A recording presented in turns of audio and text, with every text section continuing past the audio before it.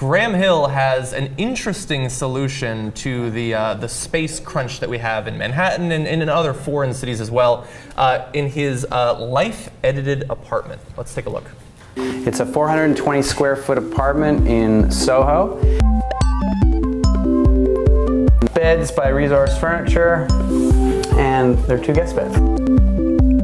Get out of here. Pull this out, and it just takes a couple minutes.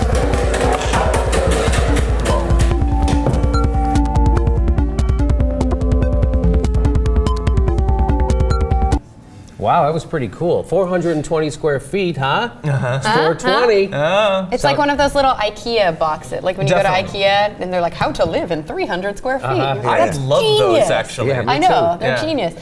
The issue that I see with this, though, is like, maybe you guys don't live the way that I do, but some people, I feel like you use something and you put it back, and then you do this thing and then it goes right back. But for me, it's like life gets in the way, and then in about a week, it looks like a hurricane hit my apartment. I have to work for 3 hours to put everything back where it goes. Yeah. It would be a shit show if I lived in that tiny little Well, you wouldn't have the apartment. room to bring out the walls. No, I would never put my bed back away. I would never, I take out that table and then I just gotta like climb over the table for the next week because I'm too lazy to put the table back. If it takes like 10 minutes, that's not gonna happen. No, exactly. I wouldn't be able to move my desk. After about a week, it's just beer bottles and coffee cups. Yeah. Like eventually you can't It's transport just there. that. It's just there and it's covered with clutter. What was that? So this guy, why was he doing a video? Because he did such a cool job of living Yeah. in a small space? Well, I think that he's both proud of his accomplishment and also he wants to inspire people to think outside the box, outside of just IKEA when figuring out how to live in a small space. Well, and that's important because I mean, we think in America of it as New York City. You know, New York City is where you have to live like this. But obviously, you have to live like this in Shanghai. You have to live like this in Hong Kong. You have to live like this in Tokyo.